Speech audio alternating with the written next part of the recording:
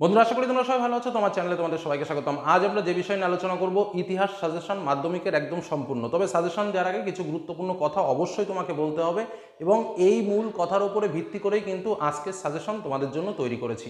কি সেই কথা, প্রথমে সেটাই বলি। দেখো, বিগত কয়েক বছরের প্রশ্নের দিকে যদি লক্ষ্য করা যায়, তাহলে তোমরা একটা জিনিস ভালো বুঝতে পারবে, যে প্রশ্নগুলো 2 মার্কে আসার কথা সেই প্রশ্নগুলো 4 মার্কে আসছে, যে প্রশ্নগুলো 4-এ আসার কথা সেই প্রশ্ন 8-এ আসছে, আবার যে প্রশ্নের একটা বিশাল বড় বিস্তার বা সেটা 4 মার্কে দিলে ভালো হয় সেই কোশ্চেন 2 মার্কে আসছে। তার মানে একটা বিষয় পরিষ্কার, আমাদের পরীক্ষাতে মূল যে সাজেশন আমরা তোমাদের হাতে তুলে ধরি সেটা হচ্ছে 2 মার্কের প্রশ্ন, 4 মার্কের প্রশ্ন এবং 8 মার্কের প্রশ্ন। আমাদের একটু সতর্ক থাকতে হবে। কি সেই সতর্কতা? যে না, যে প্রশ্নগুলো আমরা পড়ছি সেই প্রশ্নগুলো যেন এমনভাবেই আমরা রেডি করব যাতে আমরা 2 মার্কে আসলেও লিখতে পারি, সেই প্রশ্নগুলো যদি আমাদের 4 মার্কে আসে আমরা যাতে সেটাও লিখতে পারি। ধরো, প্রাচ্য পাশ্চাত্য দ্বন্দ্ব কি, এমনই একটা প্রশ্ন আমার 2-এও আসতে পারে, আমার 4-এও আসতে পারে। এরকম প্রশ্নের অভাব নেই। যে কোনো টিকা 2-এও আসতে পারে, 4-এও আসতে পারে, এবং প্রশ্নগুলো ঠিক সেরকমই হচ্ছে। যেমন বিগত বছর শ্রীরামকৃষ্ণ সর্বধর্ম সমন্বয় 8 মার্কে দিয়ে দিয়েছে। তাহলে এবার চিন্তা করো, সর্বধর্ম সমন্বয় ওই প্রশ্নটা 2-এও দিতে পারে, 4-এও দিতে পারে, আবার 8-এ চলে এসেছিল। তাহলে তুমি ভাবো তো, তার মানে একই প্রশ্নের কেমনভাবে চেঞ্জিং হচ্ছে। তাহলে আমাকে কি করতে হবে? মূল যে বিষয় সেটা হচ্ছে আমাকে ইতিহাসটা বুঝতে হবে, আমাকে ইতিহাসের প্রশ্নটার মূল উত্তরটা মাথায় আনতে হবে। আজকের সাজেশন ঠিক ওরকম, যা এর আগে পর্যন্ত তোমাদের কেউ দেয়নি। আজ আমি প্রথম তোমাদের সামনে তুলে ধরছি কি, যে না, 2 মার্কের প্রশ্ন এবং 4 মার্কের প্রশ্ন আলাদা করে নয়, অর্থাৎ একবারেই এই চ্যাপ্টার থেকে কি কি প্রশ্ন আমাকে পড়তে হবে, সে 2 মার্ক আসুক আর 4 মার্ক আসুক, নিজেকে এইভাবেই রেডি রাখতে হবে যে যাই আসুক না কেন আমি লিখতে পারবো। এই প্রশ্নটা সম্পর্কে আমাকে প্রীতিলতা ওয়াদ্দেদার সম্পর্কে যা জানো লেখো। এটা যদি আমি রেডি করি, তাহলে আমাকে যদি 2 মার্কে প্রীতিলতা ওয়াদ্দেদার দেয় সেটাও আমি লিখতে পারবো, আবার যদি আমাকে 4 মার্কেও দেয় সেটাও আমি লিখতে পারবো। কলকাতা মেডিকেল কলেজ টিকা 2 মার্কেও লিখতে পারবো, 4 মার্কেও লিখতে পারবো। সেইভাবেই কিন্তু আমাকে পড়তে হবে। বোঝা গেল কি বললাম? আজকের সাজেশন ঠিক ওইভাবেই, প্রত্যেক চ্যাপ্টার থেকে 2 মার্কের প্রশ্ন, 4 মার্কের প্রশ্ন একত্রে, অর্থাৎ একটা প্রশ্ন তোমাকে পড়তেই হবে। আর একটা কথা তোমাদের বলতেই হবে, বিগত কয়েক বছরের প্রশ্ন যদি তোমরা ইতিহাস প্রশ্ন দেখো, সব থেকে বলি ছাত্রছাত্রীরা দুঃখ পাচ্ছে ইতিহাস প্রশ্নে। কেন? কারণ স্বাভাবিকভাবে সাজেশন মিলছে না, এই কথাটা সম্পূর্ণ ভুল। সাজেশন মিলছে, কিন্তু সমস্যা হচ্ছে এক জায়গায়, যে প্রশ্ন 2 মার্কে দেওয়া হচ্ছে সেই প্রশ্ন 4 মার্কে চলে আসছে, যে প্রশ্ন 4 মার্কে দেওয়া হচ্ছে সেই প্রশ্ন 2 মার্কে চলে এসছে। যে কারণেই এবার পদ্ধতিটা একদম আলাদা। কি সেই পদ্ধতি? যে না, আমরা এমনভাবে নিজেকে রেডি করব যে প্রশ্ন আমাদের 2-এই আসুক বা 4-এই আসুক আমরা সেই প্রশ্নের উত্তর লিখতে পারবো। বোঝা গেল কি বললাম? সেইভাবে মেন্টালি প্রিপেয়ার্ড হয়ে যাও। বোঝা গেল? এবং সেটা যদি তুমি করতে পারো তাহলেই তোমার ইতিহাসের সফলতা আসবে। আর এই ট্যালেন্টটা তোমাকে কিন্তু বিভিন্ন প্রশ্ন লিখে লিখে লিখে লিখে প্র্যাকটিস করতে হবে। কিভাবে লিখবো, কিভাবে নোটস করবো, এই বিষয়ে এর আগে পরে আমি অনেক ক্লাসে তোমাদের আলোচনা করেছি। ঠিক আছে, এবার আমরা যাব আমাদের মূল সাজেশন পর্বে। আমরা কি কি প্রশ্ন পড়বো। প্রথমে আমরা বলবো 8 মার্কের জন্য মাত্র 5টা প্রশ্ন। যে 5টা প্রশ্ন না, হিসেব মতো 3টে প্রশ্ন, প্রথম 3টে প্রশ্ন পড়লেই তোমরা কমন পেয়ে যাবে। তবুও আমি 2টো প্রশ্ন বাড়িয়ে দিয়েছি, 5টা প্রশ্ন। তারপরে আমরা চলে যাব 4 ও 2 মার্কের জন্য কি কি প্রশ্ন পড়ো। তো চলো আমরা মূল সাজেশনটা দেখে নিই। তার আগে বলবো, যারা এখনো চ্যানেলকে সাবস্ক্রাইব করোনি অবশ্যই সাবস্ক্রাইব করে রেখো। কারণ তো তোমরা দেখতেই পাচ্ছ, তোমাদের জন্য বলতে গেলে এক দল শিক্ষক, হয়তো আমি তোমাদের সামনে আসছি, এক দল শিক্ষক রীতিমতো পরিশ্রম করে চলেছে। এটুকুই বললাম। তো চলো মূল সাজেশন দেখা যাক। বন্ধুরা, তাহলে শুরু করি মূল সাজেশন পর্ব। তো প্রথমে আমরা 8 মার্কের প্রশ্নের সাজেশন তুলে ধরবো, তারপরে স্বাভাবিকভাবে যেমনভাবে তোমাদের বললাম 2 এবং 4 মার্কের প্রশ্ন ডিটেলস তোমাদের সামনে তুলে ধরবো। তো 8 মার্কের প্রশ্নের জন্য কিছু কিছু টিপস অবশ্যই মনে রাখবে ভালো নম্বর পাওয়ার জন্য। যেটা হচ্ছে, নতুন পেজে অবশ্যই লেখা শুরু করবে। যে প্রশ্নই আসুক না কেন তার সূচনা ও মূল্যায়ন যেন অবশ্যই থাকে। ন্যূনতম 8টা পয়েন্ট করে লিখবে এবং উপযুক্ত তথ্য উপস্থাপন করবে। 8 মার্কের প্রশ্নের উত্তর লেখার সময় যে নেতৃত্ব বা সময়কাল এইগুলো যখন দেবে তখন যেন সঠিক তার ব্যাখ্যাটা হয়। প্রয়োজনে ম্যাপে লোকেশনটাও দেখিয়ে দেবে। ঠিক আছে, অর্থাৎ কোন জায়গায় কোন ঘটনাটা ঘটলো। যেমন ধরো, নীল বিদ্রোহের কারণ তোমার পরীক্ষাতে এলো, তা নীল বিদ্রোহের যে জায়গাটা সেই জায়গাটাও দেখিয়ে দেবে। প্রয়োজনে বিভিন্ন কোটেশনে বিবৃতি তুলে ধরতে পারো ঐতিহাসিকদের, এবং লেখার শেষে অবশ্যই সমাপ্তি চিহ্ন দেবে। আর যেটা তোমাদের এর আগেও বলেছি, আমি আবার বলি, 8 মার্কের প্রশ্নটা সবসময় 2 মার্কের প্রশ্ন শেষ করার পরেই 8 মার্কের প্রশ্ন লিখবে এবং তারপর কিন্তু 4 মার্কের প্রশ্ন শুরু করবে। এবার আসি 8 মার্কের কী কী ইম্পর্টেন্ট প্রশ্ন রয়েছে। দেখো 8 মার্কের 5টা প্রশ্ন দিয়েছি। প্রথম প্রশ্ন, নীল বিদ্রোহের কারণগুলি উল্লেখ করো, এই বিদ্রোহের গুরুত্ব কী। দ্বিতীয় প্রশ্ন, 1857 খ্রিস্টাব্দে মহাবিদ্রোহের চরিত্র বিশ্লেষণ করো। তৃতীয় প্রশ্ন, সশস্ত্র বিপ্লবী আন্দোলনে নারী অথবা ছাত্র সমাজের ভূমিকা লেখো। চতুর্থ কোশ্চেন, ব্রাহ্ম সমাজের আন্দোলনের বিবর্তন ও বিভাজনগুলি লেখো। 5 নম্বর প্রশ্ন, ছাপাখানার বিকাশে উপেন্দ্র কিশোর রায়চৌধুরী রায় অ্যান্ড সন্সের ভূমিকা লেখো। তো এই 5টা প্রশ্নের ভিতরে কোনো প্রশ্ন বাদ না দিয়ে 5টা কোশ্চেনই 8 মার্কের জন্য তোমরা রেডি করো। এবার দেখো, এই যে 1857 সালে মহাবিদ্রোহের চরিত্র, এই চরিত্রটার নোটস যখনই তোমরা পড়বে তখন দেখবে এর ভিতরে বিভিন্ন রকম সেক্টর, কখনো বা জাতীয় সংগ্রাম, কখনো বা প্রকৃত বিদ্রোহ, কখনো বা জাতীয় বিদ্রোহ, কখনো বা সিপাহীদের বিদ্রোহ, এইভাবে পয়েন্ট পয়েন্ট করে করে লেখা আছে। কারণ এর প্রত্যেকটা পয়েন্ট কিন্তু 4 মার্কের জন্য ইম্পর্টেন্ট, যে কারণে এই প্রশ্নটা খুব ভালো করেই পড়বে। বোঝা গেল? আর যে কটা প্রশ্ন বললাম এটা কিন্তু 8 মার্কের জন্য খুব ইম্পর্টেন্ট। এবার আমরা যেটা বিষয়টা তোমাদের এতক্ষণ ধরে আমি ব্যাখ্যা করে বোঝালাম যে আমাদের ইতিহাসের যে প্রশ্ন মডেল, তাতে কিন্তু এমন প্রশ্ন আমাদের পরীক্ষাতে আসছে বিগত বছরের যদি আমাদের অভিজ্ঞতা লক্ষ্য করি, তাহলে কিন্তু 2 এবং 4-এর মধ্যে ভেরিয়েশন না। আমরা পড়ে যাচ্ছি 2 মার্কের প্রশ্ন, পরীক্ষাতে চলে আসছে 4 মার্কের প্রশ্ন। অতএব প্রশ্নগুলো আমাকে ঠিক এমনভাবে রেডি করতে হবে যাতে প্রশ্ন আসলে আমরা 2 বা 4 যে কোনোভাবে লিখতে পারি। তো আমি অধ্যায়ভিত্তিক বলে দিচ্ছি যে কোন কোন প্রশ্নগুলো আমাদের রেডি রাখতে হবে। তাহলে আমরা যদি এই প্রশ্নগুলো রেডি রাখতে পারি, তাহলে 2 মার্ক আসুক আর 4 মার্ক আসুক, যাই আসুক না কেন আমরা খুব ভালোভাবে লিখে আসতে পারবো। ঠিক সেইভাবেই কিন্তু আজকের সাজেশন। প্রথম প্রশ্ন, ইতিহাসের ধারণা চ্যাপ্টার থেকে। স্থানীয় ইতিহাস চর্চা বলতে কী বোঝো? সামাজিক ইতিহাসের সংজ্ঞা দাও। নতুন সামাজিক ইতিহাস চর্চা বলতে কী বোঝো? দ্বিতীয় প্রশ্ন, পরিবেশগত আন্দোলনের গুরুত্ব কী? পরিবেশ ইতিহাসের গুরুত্ব কী? পরবর্তী কোশ্চেন, ব্রিটিশ সরকার সম্প্রকাশ পত্রিকা বন্ধ করে দিতে চেয়েছিলেন কেন? পরবর্তী কোশ্চেন, স্মৃতিকথা অথবা আত্মজীবনীকে কিভাবে আধুনিক ভারতের ইতিহাস চর্চার উপাদান হিসেবে ব্যবহার করা যায়? পরবর্তী কোশ্চেন, নিম্নবর্গের ইতিহাস চর্চা কাকে বলে? 2জন নিম্নবর্গীয় ইতিহাস চর্চাবিদের নাম লেখো। পরবর্তী কোশ্চেন, সোমপ্রকাশ পত্রিকার নাম কেন সোমপ্রকাশ রাখা হয়? জাতীয়তাবাদের উন্মেষে সোমপ্রকাশ পত্রিকার ভূমিকা কী? পরবর্তী কোশ্চেন, বিশ্বায়নে মানুষের পোশাক পরিচ্ছদ কে কীভাবে প্রভাবিত করেছে? পরবর্তী কোশ্চেন, ইতিহাসের উপাদান হিসেবে সংবাদপত্রের গুরুত্ব কী এবং ইন্টারনেটের গুরুত্ব কী? পরবর্তী কোশ্চেন, ইন্দিরা গান্ধীকে লেখা জওহরলাল নেহরু চিঠির গুরুত্ব কী? পরবর্তী কোশ্চেন, শিল্পচর্চার ইতিহাসের 2টি গুরুত্ব লেখো। ইতিহাস চর্চায় ফটোগ্রাফের গুরুত্ব কী? পরবর্তী কোশ্চেন, খাদ্যাভ্যাসের ইতিহাস চর্চার গুরুত্ব লেখো। 70 বছরের আত্মজীবনী কার লেখা? এটির গুরুত্ব কী? জীবনের ঘোরাপাতার গুরুত্ব লেখো। আধুনিক ইতিহাস চর্চায় খেলার ইতিহাসের গুরুত্ব কী? ইতিহাসের উপাদান হিসেবে জীবনের ঝরাপাতার গুরুত্ব লেখো। জীবন স্মৃতি সম্পর্কে তোমার ধারণা উল্লেখ করো, অথবা জীবন স্মৃতি থেকে আমরা 19 শতকের ভারতের ইতিহাসের কী কী উপাদান পাই? পোশাক পরিচ্ছদের ইতিহাসের একটি সংক্ষিপ্ত ধারণা দাও এবং বঙ্গদর্শন পত্রিকার মাধ্যমে তৎকালীন বঙ্গ সমাজের জাতীয়তাবাদের প্রসার কেন হয়েছে? আমি বলে রাখি তোমাদের, প্রথম চ্যাপ্টার থেকে আমাদের 2 মার্কের প্রশ্ন 2টো আসবে, 4 মার্কের প্রশ্ন 1টা আসবে। কথাটা খুব ভালো করে বুঝে নেবে। এবং এই যে প্রশ্ন কটা দিলাম এর ভেতর থেকেই তোমাদের 2 মার্ক বলো আর 4 মার্ক বলো, যা আসার সব এর মধ্যে দিয়েই আসবে। ঠিক আছে? এই পার্টটা খুব ভালো করে রেডি রাখবে। কেন আমি বলছি? ধরো খাদ্যাভ্যাসের ইতিহাস চর্চার গুরুত্ব লেখো, যদি 2টো উল্লেখ করে দেয় তাহলে সেটা 2 মার্কে আসবে। আর যদি শুধু বলে যে খাদ্যাভ্যাস চর্চার ইতিহাসের গুরুত্ব লেখো, এটা যে 4 মার্কে দেবে না তারও কোনো গ্যারান্টি নেই। তাহলে আমরা এমনভাবে প্রশ্নগুলো রেডি করব যাতে এই প্রশ্নগুলো আমরা 4 মার্কেও লিখতে পারি, আবার 2 মার্কেও লিখতে পারি। তো পরীক্ষায় আমাদের যেমনভাবে আসবে আমরা তেমনভাবে লিখে ফেলবো। দ্বিতীয় চ্যাপ্টার, সংস্কার বৈশিষ্ট্য পর্যালোচনা। প্রথম প্রশ্ন, পাশ্চাত্য শিক্ষা বিস্তারে ডেভিড হেয়ারের ভূমিকা লেখো। বিজয় কৃষ্ণ গোস্বামী, শ্রী রামকৃষ্ণদেব, কেশবচন্দ্র সেন স্মরণীয় কেন? তারপরে কিছু টিকা রয়েছে, উডের ডেসপাস, নব্যবেদান্ত, সাধারণ ব্রহ্ম সমাজ ও আদি ব্রহ্ম সমাজ, সর্বধর্ম সমন্বয়, প্রাশ্য পাশ্চাত্য দ্বন্দ্ব, নব্যবঙ্গ কাদের বলা হয়? এগুলো প্রশ্ন ডাইরেক্ট 2 মার্কেরই আসার সম্ভাবনা সবচেয়ে বেশি।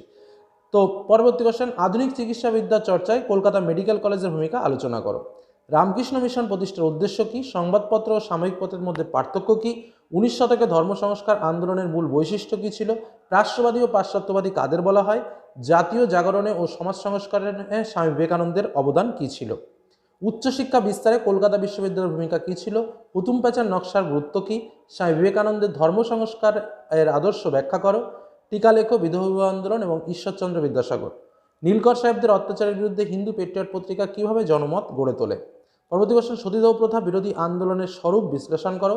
সমাজ সংস্কার আন্দোলনে ব্রহ্ম সমাজের কীরূপ ভূমিকা ছিল এবং নারী মুক্তি আন্দোলনে বামাবোধিনী পত্রিকার ভূমিকা কী ছিল? পরবর্তী চ্যাপ্টার, প্রতিরোধ ও বিদ্রোহ, বৈশিষ্ট্য ও বিশ্লেষণ। কী প্রশ্ন রয়েছে?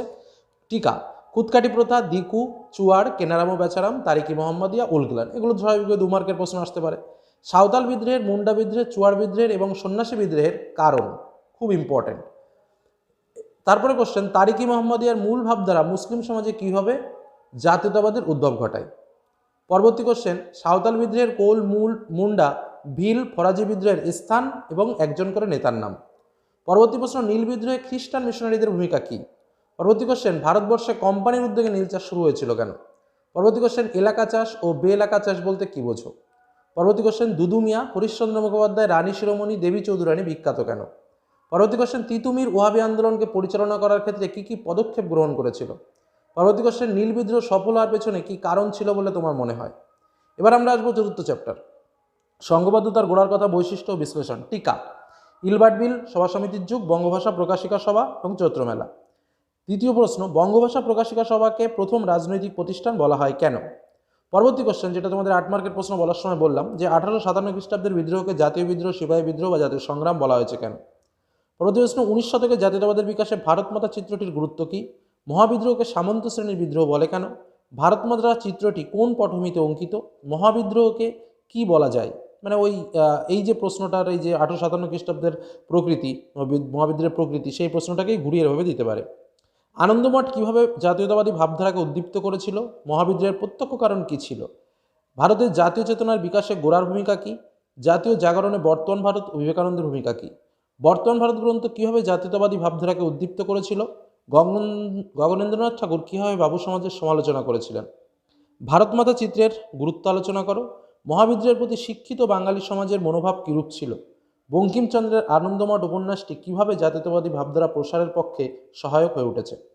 পঞ্চম অধ্যায়, বিকল্প চিন্তা, উদ্যোগ, বৈশিষ্ট্য ও পর্যালোচনা। কী কী প্রশ্ন? ইংরেজ সরকার কেন ছাপাখানা প্রতিষ্ঠার বিরোধিতা করে? জাতীয় শিক্ষা পরিষদের উদ্দেশ্য কী? আইএসসিএস প্রতিষ্ঠার উদ্দেশ্য কী? উপেন্দ্র কিশোর রায়চৌধুরী, পঞ্চানন কর্মকার, Mahendralal Sarkar, Taraknath Palit, Charles Wilkins, William Carey, Gangakishore Bhattacharya, Radhanath Sikdar স্মরণীয় কেন? পরবর্তী কোশ্চেন, শ্রীরামপুত্রই কি? পরবর্তী কোশ্চেন, উপনিবেশিক শিক্ষা ব্যবস্থার দুটি ত্রুটি লেখো। ছাপাখানায় মুদ্রিত বই পত্রের মাধ্যমে কিভাবে বইপত্রের মাধ্যমে কিভাবে বাংলায় শিক্ষা প্রসার ঘটে? রবীন্দ্রনাথ কেন বিশ্বভারতী প্রতিষ্ঠা করে? বেঙ্গল টেকনিক্যাল ইনস্টিটিউট প্রতিষ্ঠার উদ্দেশ্য কী? বাংলার মুদ্রণের ইতিহাসে বটতলা প্রেস, শ্রীরামপুর মিশন, পঞ্চানন কর্মকারের ভূমিকা লেখো। কলকাতা বিজ্ঞান কলেজ, বসু বিজ্ঞান মন্দির, Indian association for the cultivation of science, তারপর জাতীয় শিক্ষা পরিষদ, শ্রীরামপুর মিশন, বিশ্বভারতীর প্রতিষ্ঠার গুরুত্ব, মানে এগুলো টিকা আকারে পড়ে রাখবে। 2-এ আসবে না 4-এ আসবে, কোনো গ্যারান্টি দিয়ে কিছু বলা যাবে না। এই যে কলকাতা বিজ্ঞান কলেজ 2-এও আসতে পারে, 4-এও আসতে পারে। তারপরে এই শ্রীরামপুর মিশন 2-এও আসতে পারে, 4-এও আসতে পারে, কোনো গ্যারান্টি নেই। যার জন্য যে প্রশ্নগুলো বলছি চেষ্টা করবে যতটা তথ্য জেনে রাখা যায় সেটাই বেটার। পরবর্তী কোশ্চেন, ছাপার কাজে আধুনিক বাংলা অক্ষর বা হরফ নির্মাণের অগ্রগতির বিবরণ দাও। পরবর্তী কোশ্চেন, 19 শতকে বিজ্ঞান সাধনায় প্রফুল্লচন্দ্র রায় ও জগদীশচন্দ্র বসু বা বসু বিজ্ঞান মন্দিরের ভূমিকা আলোচনা করো। ষষ্ঠ অধ্যায়, 20 শতকে ভারতে কৃষক, শ্রমিক ও বামপন্থী আন্দোলন, বৈশিষ্ট্য ও পর্যালোচনা। কী কী প্রশ্ন? কংগ্রেস সোশ্যালিস্ট পার্টির উদ্দেশ্য কী? একা আন্দোলনের কারণ কী? বঙ্গভঙ্গ বিরোধী আন্দোলন থেকে কৃষকরা সরে দাঁড়ায় কেন? নিখিল ভারত ট্রেড ইউনিয়ন কংগ্রেস কীভাবে, কোন উদ্দেশ্য প্রতিষ্ঠিত হয়েছিল? চৌরি চৌরা ঘটনাটি কী? ভারত ছাড় আন্দোলনের সময় কমিউনিস্ট পার্টির ভূমিকা কী ছিল? বারদৌলি সত্যাগ্রহ বলতে কী বোঝো? ভারতের শ্রমিক আন্দোলনের মূল সমস্যা কী? স্টাফোর্ড ক্রিপসকে কী উদ্দেশ্যে ভারতে পাঠানো হয়? রেড ইন্ডিয়ান কংগ্রেস কেন গঠিত হয়েছিল? সারা ভারত কিষাণ কংগ্রেসের প্রধান দাবিগুলো কী কী ছিল? কে কবে ফরওয়ার্ড ব্লক গঠন করে? ওয়ার্কার্স অ্যান্ড প্রেজেন্ট পার্টি কেন প্রতিষ্ঠিত হয়েছিল? একা আন্দোলনের প্রধান দাবিগুলো কী কী ছিল? কংগ্রেস সমাজতন্ত্রী দল সম্পর্কে কী জানো? ভারতের বামপন্থী আন্দোলনে মানবেন্দ্রনাথ রায়ের ভূমিকা কী? উত্তরপ্রদেশে কৃষক আন্দোলনে জওহরলাল নেহরুর ভূমিকা কী? বামপন্থী আন্দোলনের মূল উদ্দেশ্য কী? কংগ্রেস সমাজতন্ত্রী দল প্রতিষ্ঠিত হয়েছিল কেন? তাম্রলিপ্ত জাতীয় সরকার কী কী উদ্যোগ গ্রহণ করেছিল? কৃষক আন্দোলনে মাদারি পার্সি বা বাবা রামচন্দ্রের অবদান কী ছিল? কিছু কিছু গুরুত্বপূর্ণ সংজ্ঞা বা গুরুত্ব রয়েছে। কপিল পরাজ, উজলি পরাজ, কিষাণ সভা, ত্রিপুরী সংঘাট, সারা ভারত কিষাণ সভা, ওয়ার্কার অ্যান্ড প্রেজেন্ট পার্টি। এই ওয়ার্কার অ্যান্ড প্রেজেন্ট পার্টি 2-এও আসতে পারে, 4-এও আসতে পারে, 8-এও আসতে পারে, এমনই একটা প্রশ্ন। এরপর চলে যাবো আমরা সপ্তম অধ্যায়, 20 শতকে ভারতের নারী, ছাত্র ও প্রান্তিক জনগোষ্ঠীর আন্দোলন, বৈশিষ্ট্য, বিশ্লেষণ। প্রথম প্রশ্ন, গান্ধী আম্বেদকর বিতর্ক কী? দ্বিতীয় প্রশ্ন, সর্বভারতীয় নিপীড়িত কংগ্রেস প্রতিষ্ঠা কে করেছিলেন, কেন? পুনা চুক্তির গুরুত্ব কী? সাম্প্রদায়িক বাটোয়ারা বলতে কী বোঝো? ভাইকাম সত্যাগ্রহ কী? রশিদ আলী দিবস কেন পালন করা হয়? বীণা দাস, প্রীতিলতা ওয়াদ্দেদার, সরলা দেবী চৌধুরানী, ঝাঁসির রানী, মাতঙ্গিনী হাজরা, শান্তি ঘোষ, সুনীতি চৌধুরী বিখ্যাত কেন? এগুলোর প্রত্যেকটার অন্তত কিছু কিছু তথ্য জেনে রাখবে। দলিত কাদের বলে? একটি দলিত শ্রেণীর নাম করো। অহিংস অসহযোগ বা আইন অমান্য আন্দোলন বা বঙ্গভঙ্গ বিরোধী আন্দোলনের 2জন মহিলা নেত্রীর নাম উল্লেখ করো। বেঙ্গল ভলেন্টিয়ার্সের গুরুত্ব কী? কিছু কিছু গুরুত্বপূর্ণ টিকা রয়েছে, তার মধ্যে মাস্টার দা সূর্য সেন, মাতঙ্গিনী হাজরা, প্রীতিলতা ওয়াদ্দেদার কিছু আগে বললাম, anti circular society, Bengal volunteers, Carlyle circular, all Hindu যুদ্ধ, সাম্প্রদায়িক বাটোয়ারা, ভাইকাম সত্যগ্রহ, পুনা চুক্তি, বাংলার দলিত আন্দোলন।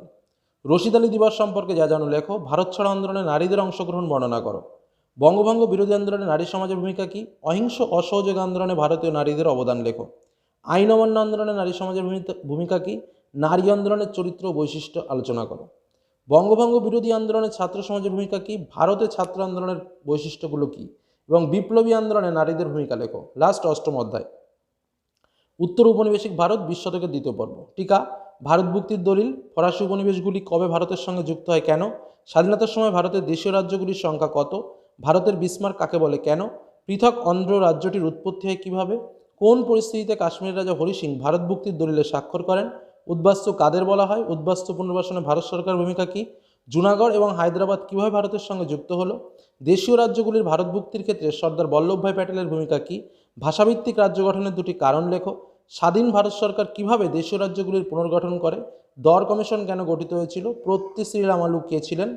দেশীয় রাজ্যগুলি কে কী উদ্দেশ্যে ভারতের সঙ্গে যুক্ত করে? দেশীয় রাজ্যগুলির ভারত মুক্তির জন্য স্বাধীন ভারত সরকার কী কী উদ্যোগ নেয়? উদ্বাস্তু কাদের বলা হয়? দেশ বিভাগজনিত উদ্বাস্তু সমস্যাগুলো কী কী? তার সঙ্গে দণ্ডকারণ্য প্রকল্প কী? নেহেরু লিয়াকত চুক্তি সম্পর্কে যা জানো লেখো এবং ভাষাভিত্তিক রাজ্য গঠনের কারণগুলো লেখো। অনেকগুলো তোমাদের প্রশ্ন মনে হচ্ছে স্যার অনেক প্রশ্ন দিল, কিন্তু তুমি হিসেব করে দেখবে তোমার পরীক্ষায় এই প্রশ্নগুলোর মধ্যে মোট 16টি এবং 8টি, মোট 24টি প্রশ্ন, এবং ওদিকে তোমার 8 মার্কের 3টে, মোট 27টি কিন্তু প্রশ্নই তোমার পরীক্ষাতে আসবে। তার মানে বুঝতেই পারছো।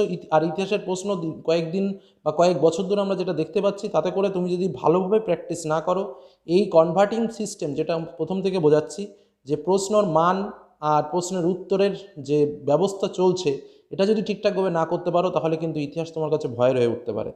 যে কারণেই কিছু প্রশ্ন বেশি দেওয়া এবং তোমরা ভালোভাবে রেজাল্ট করো সেইটাই চাই। আমি দুটো প্রশ্ন কম করে দিলাম, পরীক্ষাতে কম কমন পেলে বা পরীক্ষাতে কমন পেলে না, সেটা আনন্দের বিষয় নয়। কারণ পরীক্ষাটা তোমার ভালো হোক, তাতে আমারকে একটু খারাপ বলো যে স্যার বেশি প্রশ্ন দিয়েছে, তাতে আমার কোনো দুঃখ নেই। যাই হোক, তোমার ভালো হোক, তোমার মঙ্গল হোক, ভালো রেজাল্ট করো, এইটুকু বলে আজকের আলোচনা শেষ করলাম। ভালো থেকো, সুস্থ থেকো, সাবধানে থেকো, আর যে টিপসগুলো বললাম অবশ্যই মেনে চলো। ধন্যবাদ।